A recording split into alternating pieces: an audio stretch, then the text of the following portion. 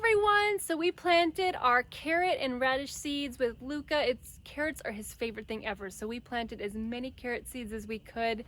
We had a couple different colored varieties, but we mostly had just regular carrots. And then actually just recently we ordered a ton of colored carrots we're gonna plant as well. But we wanted to show you the video.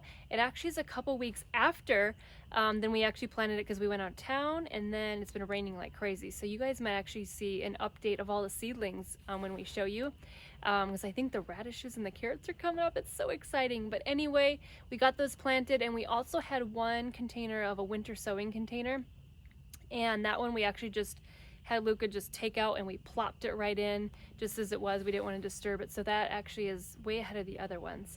But we're so excited for you guys to see.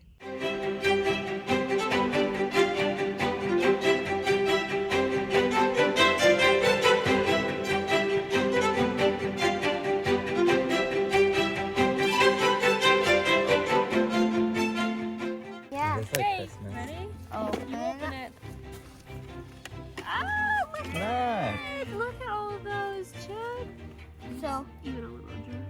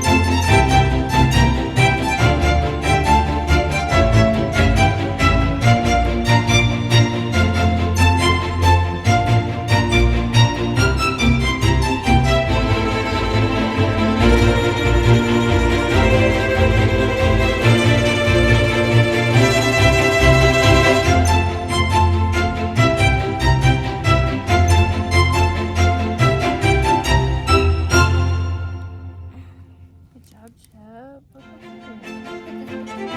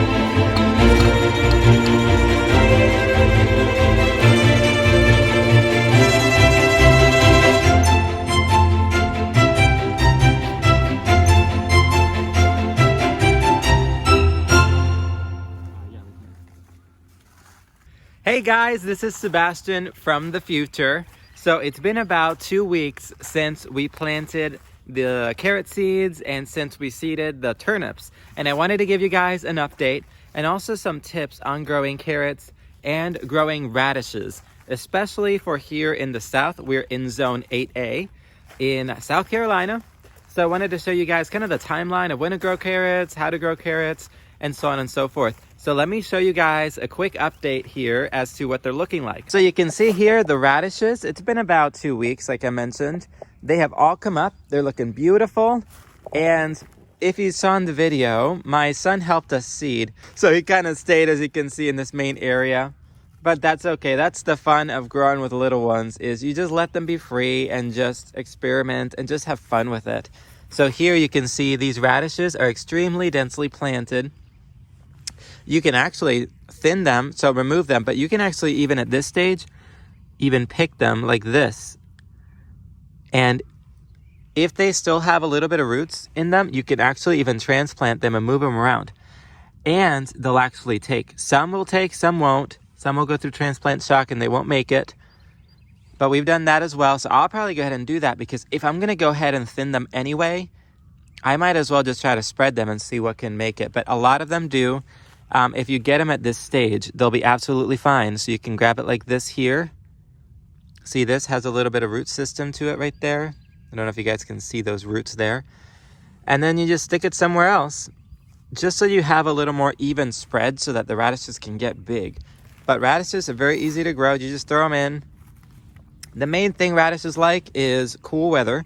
So if you plant them when it's too hot, they'll get a little stressed and the radishes will taste more bitter, more spicy. This way they'll stay cool, crisp, sweeter. They'll just have a better flavor. So we do have a few varieties here of radishes that we planted. This is a lady slipper radish. Right here we planted, let's see, cherry bell radish. My favorite is the Easter egg. I'm pretty sure we planted that one. Oh, I don't understand that handwriting. I'll let Dr. Holly let you know about that one. Easter egg radish. And then over here we have our carrots that we seeded. So tips and tricks on growing radishes is just broadcast a seed, lightly cover them, and then just keep them watered. They're pretty easy, so they'll germinate 7 to 10 days. And then once they get like this, now partly why they're so densely planted like this is part my son helped us seed these, so he kind of just didn't, evenly broadcast them, which is absolutely fine because he gets to experience just fun. But the other thing might be that we did have some heavy rains, and sometimes when it does rain, the rain kind of pools on top and it does tend to move the seeds around. So you can see some of these seeds that almost look like they were flipped upside down that they didn't really make it in the soil. That's because we did have some heavy rains and it did shift the seeds a little bit. So that's fine. I'm gonna go ahead and move them around and spread them. Over here, from here on, we have seeded all the carrots. And from here, it looks like nothing's happening. But if you get closer, look at all these right here. Carrot seeds are germinating. So the carrot seeds that were closer to the top are germinating. The ones that are a little deeper, that got buried a little more, they're still trying to come up. But we got germination everywhere. So the key with carrots, the hardest thing about growing carrots, honestly, is getting the darn seeds to germinate. Oh, that's been so frustrating over the years, us learning how to grow carrots and why can I grow a carrot? And it's really about getting them to germinate. The seed cannot dry. So if you learn one thing about growing carrots, learn that you cannot let the seeds dry. That's it. Grow them in cooler weather because it's easier to keep the seeds moist. Carrots do not love to be buried deeply. What I mean by that is when you sprinkle the seeds, lightly cover them. Don't bury them deep because they don't have too much strength to push through and then they won't germinate. The other thing is if you let them dry, then they won't germinate either. So that's really the hardest thing about growing carrots is just getting them to germinate, getting those things to come up. So tips and tricks as to how to get them to stay moist is, well, I learned this from the Urban Farmer on YouTube. I'll leave a link in the description for his YouTube channel, but he does market gardening, so he grows carrots and other things for profit, right? So he has to make sure that things grow for him, otherwise he can't make the money that he's trying to make, right? So his trick to getting carrots to germinate was to lightly cover them with a thin layer of compost on top so that the compost can hold the moisture and keep them moist. That's what I did here, and I'm seeing great germination. The other thing, if I were to do this on a smaller scale, much like when we start seedlings, we always cover our seedlings with vermiculite because vermiculite helps hold the moisture and it keeps seeds wet. So I almost was tempted to put vermiculite on top here, but we have so many carrots that I didn't have enough vermiculite to do that. So I just tried the compost method, and so far, so good. We have different varieties of carrots here. One is called Yaya carrots. I'm looking for carrots that are more heat tolerant because carrots in their nature can take the cool fine. However, here in the South, by the time summer comes, I still want to be able to get a carrot. So I got some varieties of carrots that are in different colors, rainbow colors, but I also got carrots that are longer and some that are shorter. So the ones that are shorter are easier for, growing in the ground if your ground's not super compact. So, and also the shorter they are, the quicker they turn around and you can have a carrot. So our carrots in about 60 days, we'll be harvesting some of these varieties, not all, but you can honestly just leave them in the ground until you're ready to go. So key things for growing carrots are keeping the seeds moist. Once all the seeds come up, then the next thing you got to do is just like the radishes here, the seeds we just broadcasted everywhere. They're going to be way, way, way close, like this. Some people like to wait until all the carrots come up and then the tops are big, which we like to do so then I can see. And then you can just pull and thin. And we'll show you that when we get to that point. Some people like to wait till the whole crop almost starts to make carrots. All the carrots will turn out thinner, but at least you can pull out a thin carrot and start eating. And as you eat, you thin. So there's two schools of thought on that. But we'll show you closer when we get to the thinning stage of carrots. And then just keeping them moist.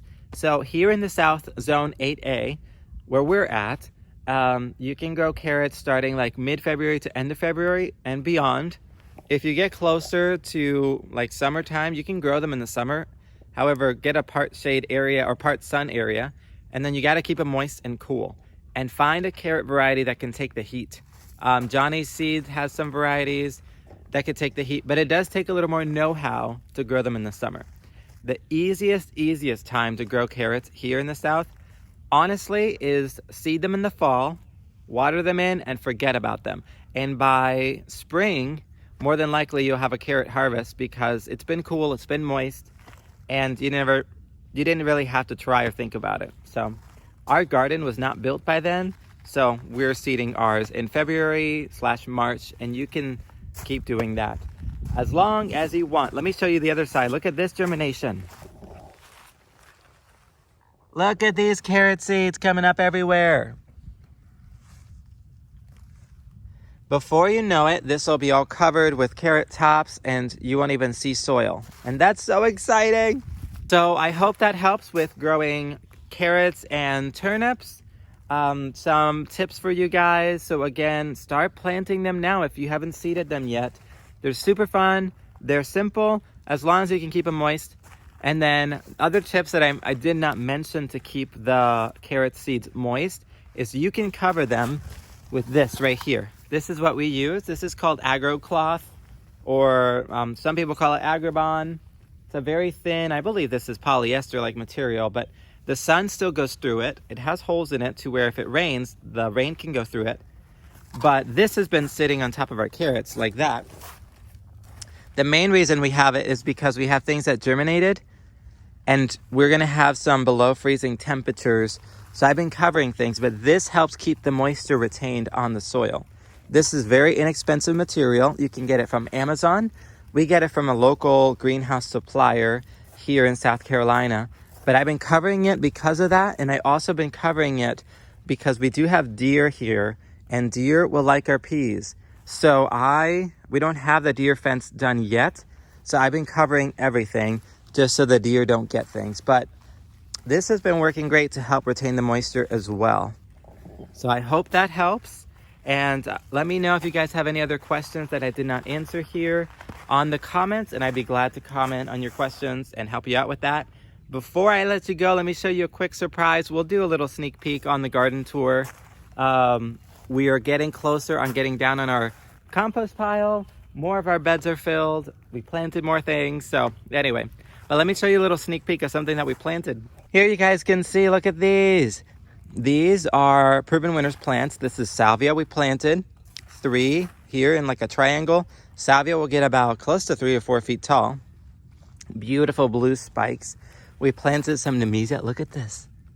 It's blooming. We want this to spill over and to smell on those Nemesia. We actually planted 2 together right here so that it makes a big mass of Nemesia because when you're walking in the garden, if you brush up against that, or even just when you're walking here, you're gonna get the strong lilac smell of Nemesia, which we absolutely love. 2 Nemesia here.